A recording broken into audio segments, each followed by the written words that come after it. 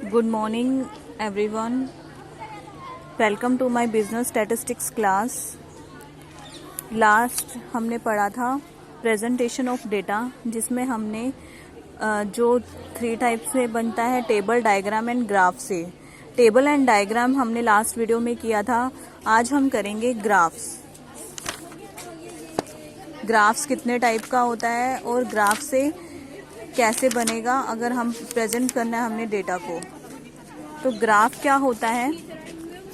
Graph होता है graphic presentation of data. Graph क्या होता है? जिसमें हम लाइंस एंड कर्व्स का यूज करते हैं एक ग्राफ को बनाने में। ठीक है। ग्राफ कितने टाइप्स का है? 2 टाइप्स का है graph, time series graph and frequency distribution graph. Time series graph में क्या होता है? इसके अंदर हमें वैल्यूज दी होती है वेरिएबल की डिफरेंट टाइम इंटरवल पर हम ग्राफ्स पे जो है वैल्यू प्लॉट करते हैं। जैसे कि यहाँ पर बताया गया है डिफरेंट टाइम इंटरवल 90, 91, 92, 93, 94, 5, 6 ये दे रखा है। इसके अंदर जैसे कि बताया है कि ग्राफ्स में कर्व, लाइंस एंड कर्व्स का यूज होता है, तो हम ये यूज कर रहे हैं लाइंस एंड कर्व। तो इसके अंदर हम डिफरेंट टाइम इंटरवल का डेटा बता रहे हैं कि ईयर 1990 में प्रोडक्शन ऑफ व्हीट कितना था, 5 मिली क्विंटल। उसके बाद है 1991 में कितना है, 1992 में, 3 में, 4 में एंड 5 में। तो फर्स्ट टाइम सीरीज ग्राफ मतलब नेम से ही पता चल रहा है कि हमें टाइम के अकॉर्डिंग जो है लाइन शो करनी होती है। फिर उसके बाद है फॉल्स बेस लाइन। अब देखो फॉल्स बेस लाइन क्या होता है? ग्राफ का एक रूल होता है कि आप कंस्ट्रक्ट करते हो तो उसके अंदर एक स्केल यूज होता है जो शुरू होता है 0 से और उसके बाद 0 से आगे आगे उसकी वैल्यू बढ़ती जाती है। जैसे अब 0, 5, 10, 15, 20। ठीक है। तो इसका एक रूल है।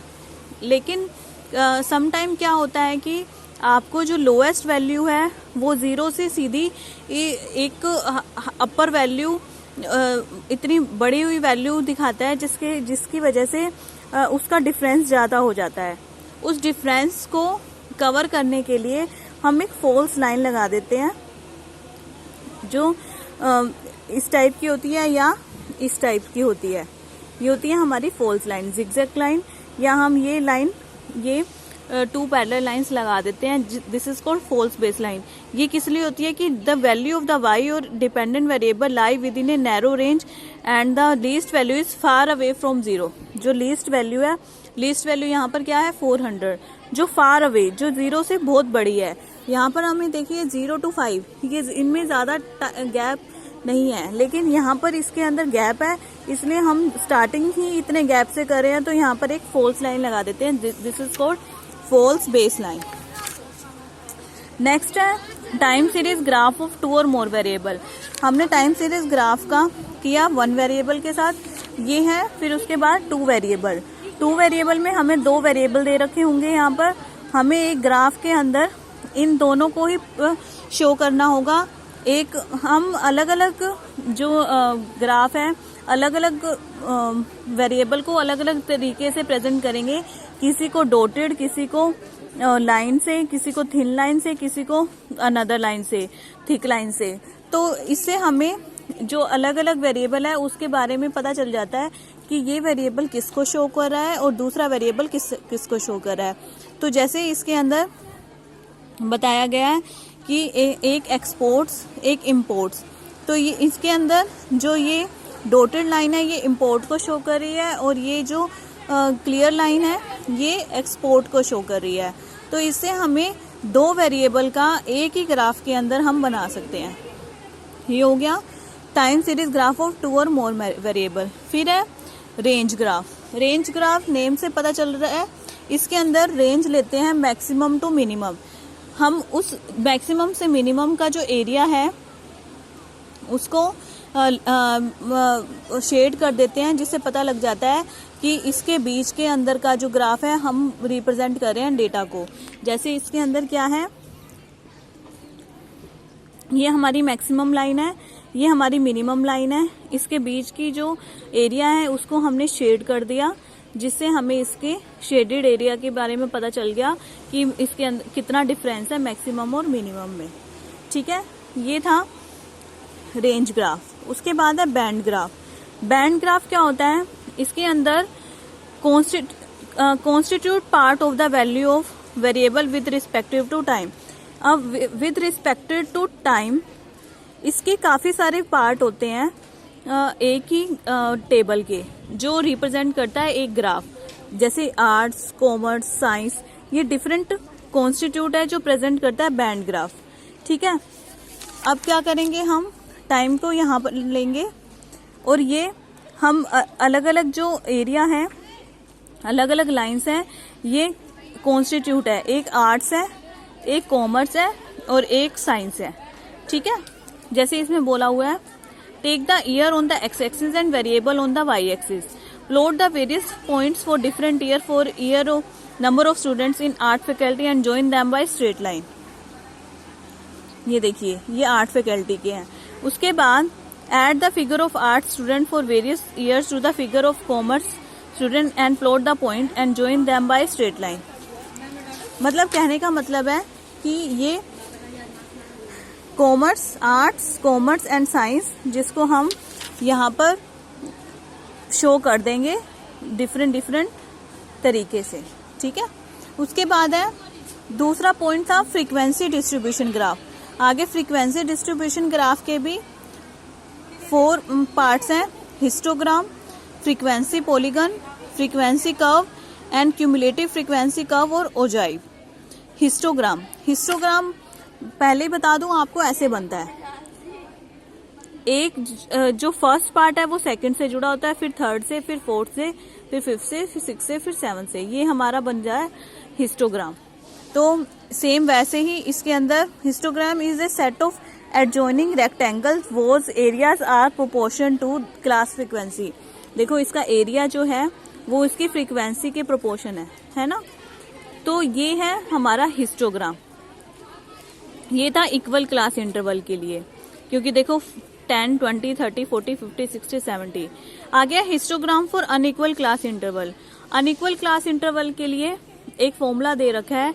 आपको क्या करना होता है, जो एडजस्टमेंट फैक्टर यहाँ पर आपको बनाना पड़ता है। एडजस्टमेंट फैक्टर हमें weekly wages, number of worker, देखिए 7, 19, 27, 15, इसकी जो फ्रीक्वेंसी है वो क्या है, अलग अलग है।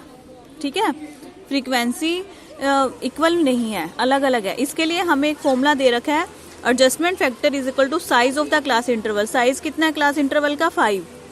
ठीक है, and divide by lowest class interval. देखो 5, 5, 5, 5, 10, 20 का डिफरेंस, 20 का डिफरेंस। लोएस्ट क्लास इंटरवल क्या है? 5। तो 5/5। तो हम यहाँ करेंगे, हम क्या लेंगे, size of the class interval. Size कितना है इसमें? 5। ठीक है, divide by lowest class interval. Lowest class interval 5 है। इसमें भी 5 का डिफरेंस है, 5/5। इसमें भी 5 का, इसमें भी 5 का, इसमें 10 का है। तो यहाँ पर हम 10/5 लेंगे। यहाँ पर 20 का है तो 20/5। यहाँ पर भी 20 का है तो 20/5। तो ये हो गया हमारा एडजस्टमेंट फैक्टर। जो न्यू फ्रीक्वेंसी आएगी, then we divide the frequency by adjustment factor. तो ये जो न्यू फ्रीक्वेंसी आएगी वो कैसे आएगी, जो हमारी फ्रीक्वेंसी है उसको एडजस्टमेंट फैक्टर से डिवाइड करना है।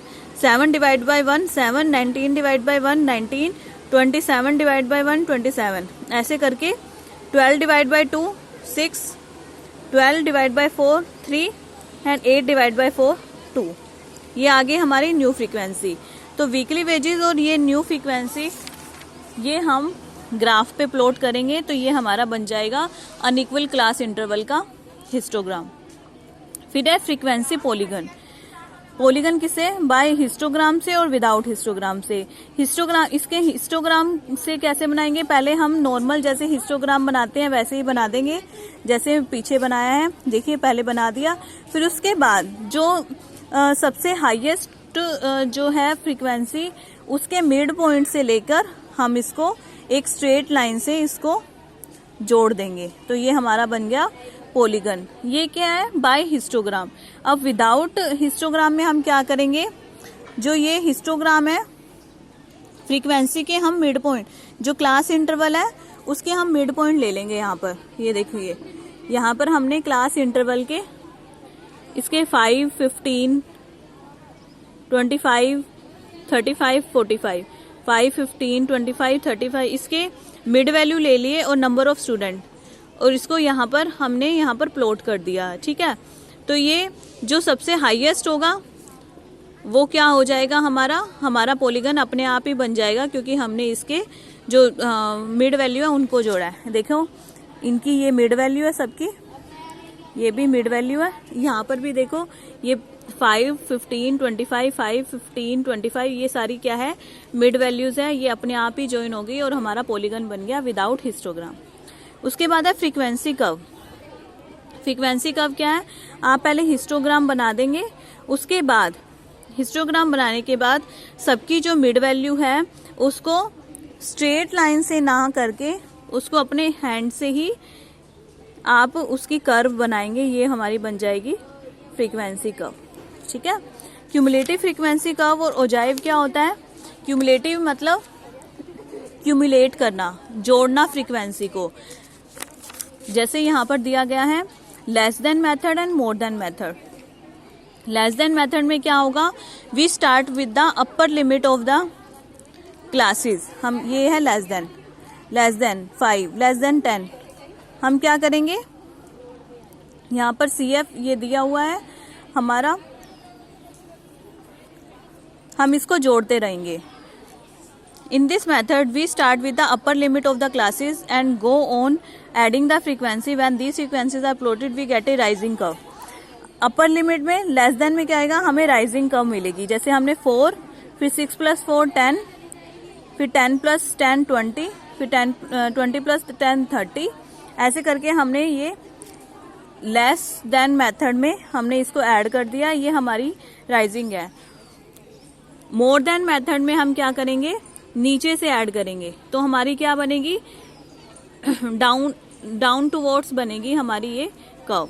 ठीक है, तो ये था हमारा सारा आज तक का चैप्टर प्रेजेंटेशन ऑफ डाटा, जिसमें हमने टेबल, डायग्राम एंड ग्राफ्स किए। आई होप आप लोगों को ये चैप्टर समझ आ गया होगा और डेटा को कैसे प्रेजेंट करना है वो पता चल गया होगा। ओके बेटा, बाय बाय, थैंक यू।